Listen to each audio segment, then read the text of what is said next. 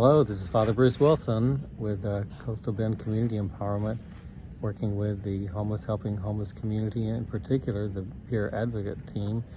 And today I'm with my friend Rose Garcia. So Rose, you want to introduce yourself? Hello, I'm Roseanne Garcia, currently experiencing homelessness in Corpus Christi, Texas. Yeah. And Rose and I are talking about trauma. We did a previous video about, what was the name of it? It was about what happened to us. Yes, what happened to us. And most often it's trauma.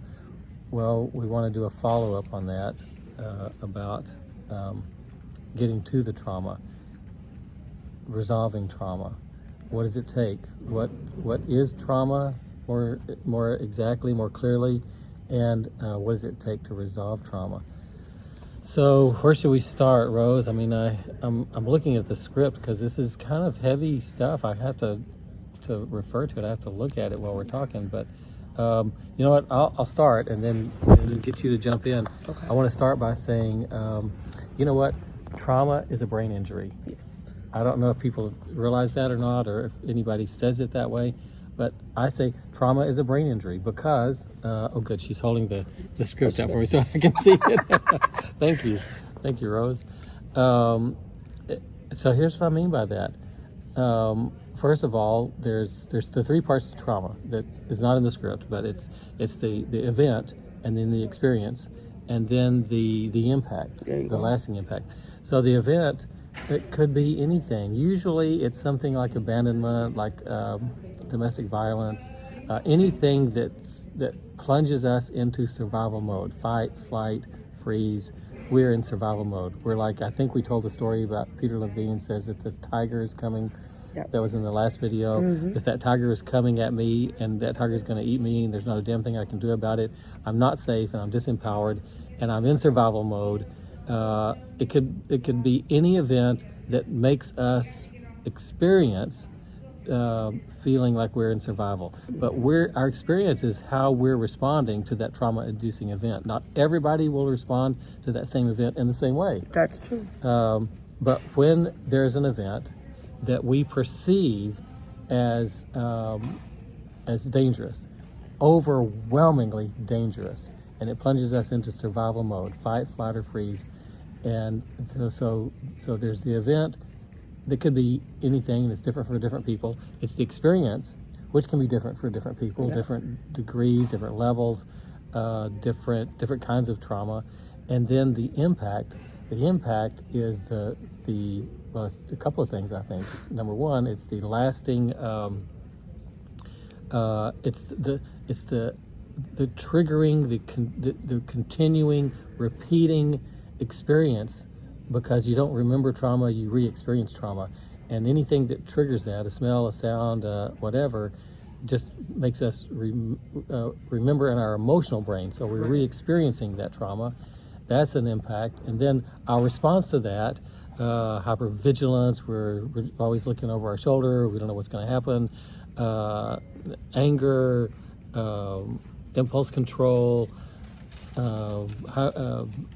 self-blaming, other blaming, lack of ability to concentrate or to focus. How do you focus when you're in survival mode, right? In a way, you're more intense, but on something right in front of you, not all the way around you. But anyway, so there's the event, there's the experience, and then there's the impact. Okay, I just wanted to get that on the table, and then let's talk some more about what trauma is and why, I'll end with this and turn it over to you.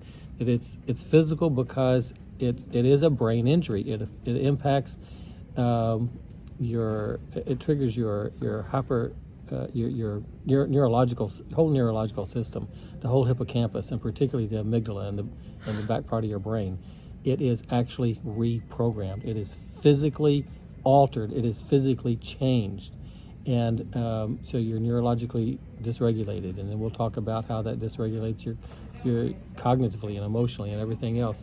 But it's a physical change. So don't underestimate. When we say trauma, if it's something that you could just shake off or pray your way out of, that's not trauma. There's a physical core reprogramming in your brain that causes the trauma. Okay, so maybe we're repeating what we said last time, but that's okay to kind of get back in the context of this. Okay, go ahead. And how do we get to the core of trauma then? I mean, what do you want to say about that? Well, it's hard to even realize that it is trauma, that it gets, that what it actually is. Yes. Because sometimes we're in denial. Other times we just aren't educated, or we just not in the know that's, because some of it we don't even remember. Right. If it's pre-verbal trauma, you don't remember it cognitively. You can't make the connection between what happened to me, what was it, when was it, what happened, and you don't know, but you're having these symptoms. Where are these symptoms coming from? And even I remember myself, there was a situation where I was being attacked, and you kind of saved me. I still to this day don't remember a lot of what happened, and that's it. As an adult, I feel sort of as though my body in its own, my brain decided to just stop and not have any memory of it, to where I can't just go back and say, oh, this happened to me. But there's times that I feel a certain way, and I believe it was from that incident, And you have an emotional memory without the cognitive memory. Exactly. And I've had that in other situations in my life, and that is so weird to me that all of a sudden I'll just stop with a similar face or a place that I passed by. Like I had a boyfriend that was shot. I hadn't been in that neighborhood for a long time. All of a sudden I was in that neighborhood and I just froze, and it took me back to that day. So the trauma, the aftermath of the trauma can sneak up from behind you. Yes, out of nowhere. You can be perfectly fine, and then just the tone of someone's voice, a word that they say can make you feel less than, or make you feel sad, or just these emotions all of a sudden, and they mirror almost what was going on that day. Because it's different, like you said, from a memory. It's your whole body feels it. It's called an emotional memory.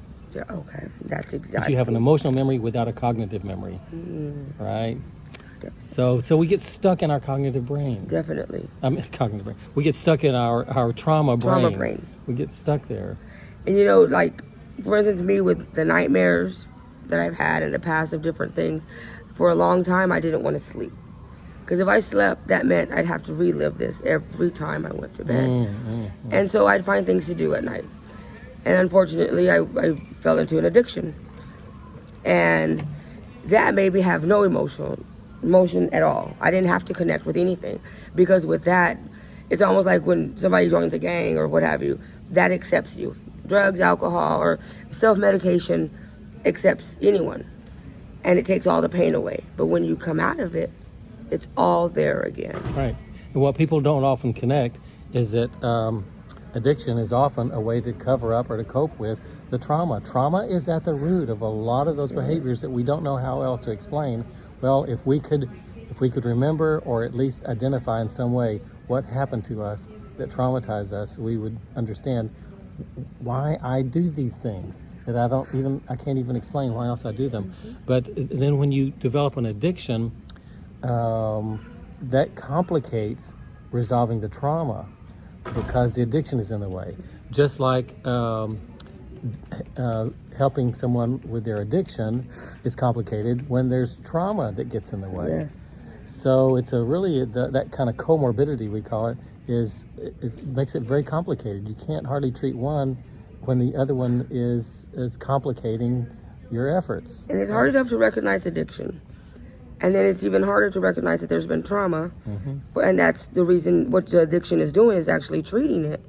And it affects all kinds of relationships, business, on a professional level, friendships, relationships, as far as, your companion in your life, even with animals, your children. It affects every part of you. Yes. And a lot of times we don't even see it sneaking up upon us. It's like for an alcoholic, that liquid courage comes in, and you don't have to feel unsafe. You don't have to, because you're just Billy Bravo, just walking around like everything's fine. When in the back of your mind, you're really not. Emotionally, it's like that lion is coming back and back and back, and there's not a damn thing we can do about it. It's going to eat us, and we can't stop it. We're disempowered. We're not safe and we're disempowered. So that gets down to, I don't know how long we've got here. We've already gone 10 minutes. But that gets down to, how do we get to the core of the trauma? I think at the core of the trauma is not being safe and feeling disempowered, unsafe and disempowered. I think there is the core, the bottom line of the trauma. If that's true, that we have we've been plunged into survival mode because we're not safe and because we are disempowered, then I think the only way to resolve trauma is not about talking about it and talking about it and talking about it, which starts to actually re-traumatize us at some point, and it doesn't actually resolve it. The resolving of trauma is to help us to feel safe again and empowered again. Let's talk about how to make people feel safe again and empowered again. Well, for one, understanding, trying to understand, especially when somebody comes off as being lazy or belligerent or just not caring or just being rude. Think about what's behind that, especially if that person's like this almost every time you see them. There's no way they can be like, especially us that are homeless. You can't just be lazy all the time. What is wrong with that person? Look behind the whole layer. A lot of times there's people that walk into a store, and I remember when I worked for Dollar General, I would see people walking in, and I would think, what's wrong? We never know what that person is going through. Completely trying to put all you can to understand when someone is rude to you. It may not just be that they're being rude. They might not even realize that they're acting that way. But just trying to understand them, making them feel like it's okay to have emotions. It's okay to be angry and hurt. And then just asking, what can I do to help you? So feeling safe, so psychological safety, or if your relationships or your environment are safe, that is one, core counter to... And judgment. Yes. Prejudgment. And the way you speak to someone. It's not so much what the message, it's the way you deliver it. Yeah. Your tone has a lot to do with it. And then being judgmental, that has a lot to do. And people can tell by your body language and the tone of your voice and your enunciation on certain things that make somebody feel unsafe. Yeah. Just by the tone of their voice, if they're going to raise their voice. For me, it feels like all of a sudden I'm going to be locked in a room in the dark and like, am I going to be kidnapped? Right. So it's hard to find an environment that's totally loving and understanding and accepting. We're all going to encounter those judgmental or critical moments, and we don't feel like we're valued or like we're worthy. And for some people, that may not trigger anything except just might make them feel bad, but it doesn't traumatize them. For other people, that can be a re-triggering of a trauma, so that line is coming back again. And you never know when that's going to happen. Sometimes you can handle it, and sometimes you can't, right? I would like to be an advocate for the healing, not just healing and resolving, not just through relational or psychological safety. I think even deeper than that, it may seem more superficial. I think it's deeper. Deeper than that is physical safety. Yes. Physical safety. Your body has to feel safe. Right.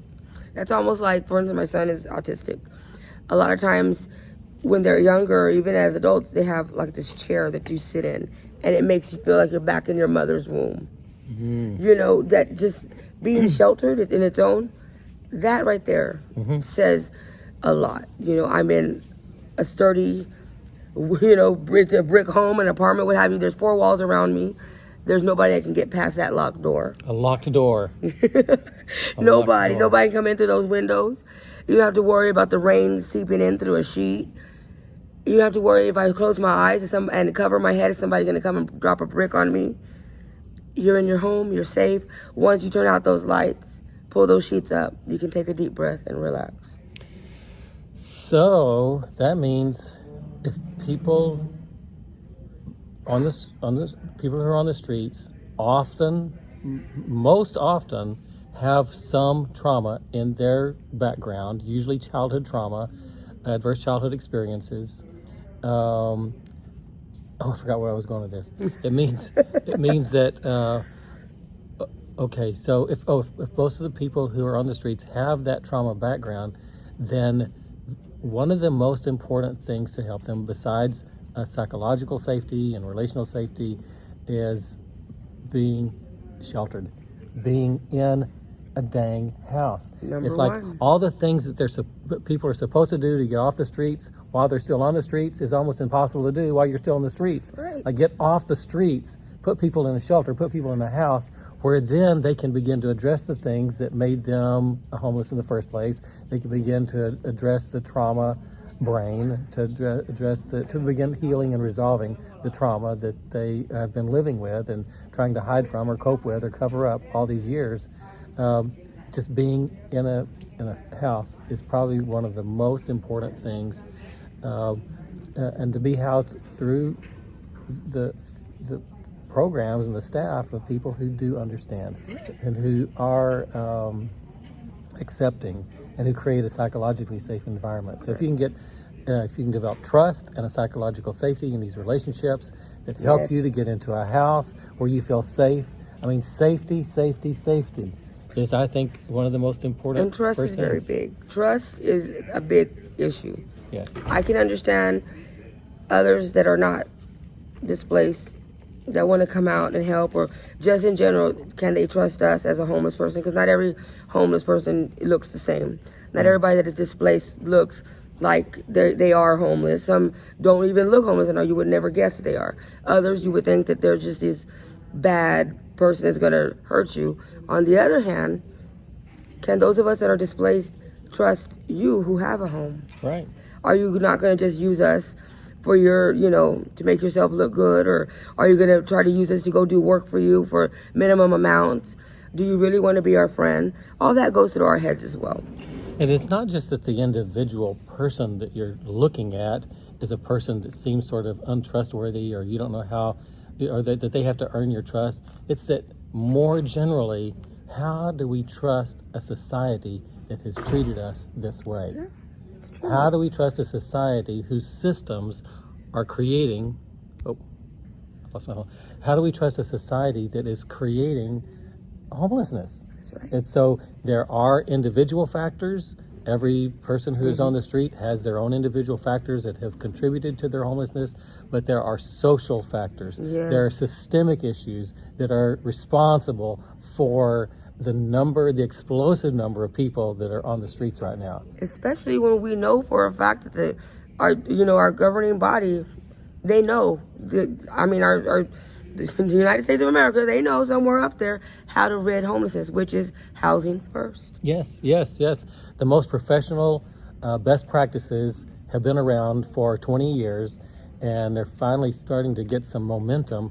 But yes, housing first is one of the best practices. That means making people feel safe again physically, and having case management and providers who understand and who care and who help people to get into a safe place. But it does take trust. Yeah. And it's not just that we trust individuals who say they want to help us, but I mean, it's difficult to trust, and even when people do want to help us, that they're going to be able to follow through with that, or that they're just going to get our hopes up and then we're going to be disappointed again.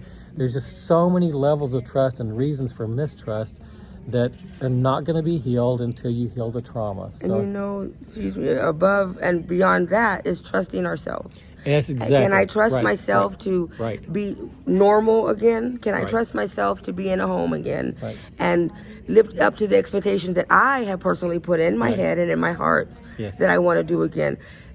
Some people are homeless for a month. Some people are homeless for a year, so on and so forth.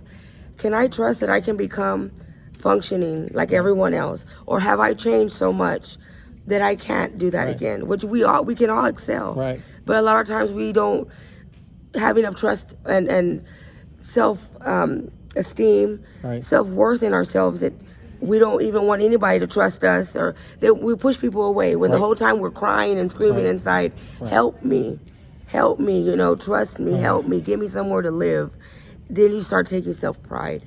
You want to get up. You want to go to those places that have, the help that you need, because you look better, you feel better, you have a sound mind. Right. Housing first. So forgive me if it seems like I don't trust you. Hell, I don't even trust myself. right? I always say, if I can't trust me, then I need to sit down and talk to myself. But that's what trauma does. It does. So it's tricky to help people resolve and heal their trauma, to get them into a safe place, a psychologically safe place, a physically safe place, because there has to be some level of trust for us to go along with you, to take your hand and to go somewhere that's more safe, right? So yeah, it's hard. But trauma is going to push back. Yeah. Trauma is going to kick back. So some of us kick ourselves. Some of us kick ourselves after saying, no, I don't want this or that, or we go and we fail at getting the help we need. We spoke about recently going all the way to the Bluff to get some help from a certain place, and then not having the money to ride back, on the bus. A lot of people don't want to make that ride over because it's hard to get over there and back without bus fare and things of that sort, that you make yourself feel like, you know what, just forget it. And that's one of the symptoms of trauma. It's like, I don't know why I do that. I resist the people that are here to help me. Yeah. And I do crazy, stupid things. I don't know why I do that. I'm using self-defeating behaviors, making self-defeating choices. I don't know why I do that. Well, yeah, we do know why we do that. I'm a pro at that. No, just forget. I don't want you to come over here. Just leave me alone. Just stop. I don't want to talk no more. And then they leave, and I'm sitting there like, please come back. And you're trying to figure out how I'm going to get into contact with them. Right. And I hope that I didn't burn that bridge. And if I did, I'm going to have to, suck it up, buttercup, and explain myself. And, that's helped. Yeah. Having to realize, you know what, I'm sorry. Right. I was in somewhere else in my mind. And just explaining. And I don't take advantage of that. But at the same time, I've had situations where things are going to be taken from me. Things that like programs and whatnot, and have to email a letter apologizing for my behavior, but at the same time asking for some understanding because of where my behavior came from. It stemmed from a traumatic experience in my life. Yeah. Well, okay, so please, we wrap this up by saying to people who want to help us, please understand our trauma brain. Please look deeper than our trauma brain, because our trauma brain may resist, it may react, but please look deeper, because underneath the trauma brain is a person, a human being that is screaming out for help, screaming out for trust, screaming out to just feel safe again, and empowered. We didn't say that, but being empowered to make the choices that you need to make for yourself. It's like, I have to be empowered to do that, and then empowered to do the next thing and the next thing, and then empowered to get a job to support myself. But each one of those are steps, big steps, each one is difficult to take because we're afraid. Oh, I don't know if I'm going to fail again, or oh, damn, what if I'm successful? And I remember when you told me, Rose, I've helped you get this far. Yeah, I've done everything in my power that I could do to help you, Rose. The only person that's stopping you now from helping you is you. And I remember that. And I say, and a lot of times I'll turn things down or I'll procrastinate, and I think to myself, there's no people, place, or thing that I can blame. Get yourself together, Rose. And I have to give myself a pep talk, because I began to think, I'm going to fail. But my perception of things has to be positive. Yeah. So let's think of trauma as a disability.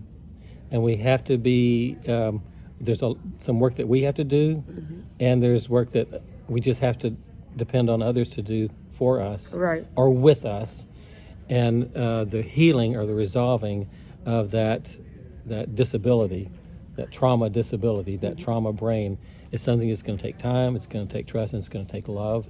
You're going to have to take time to get to know us. Patience to get to know us. But like I say, love and compassion can get more people off the streets than judgment and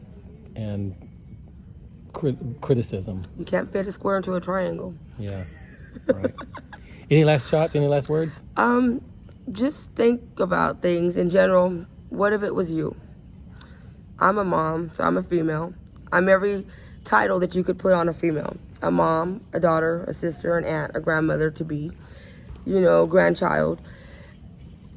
Any of those titles that you would put on a woman in your life that you love, and vice versa with a man. What if it was them?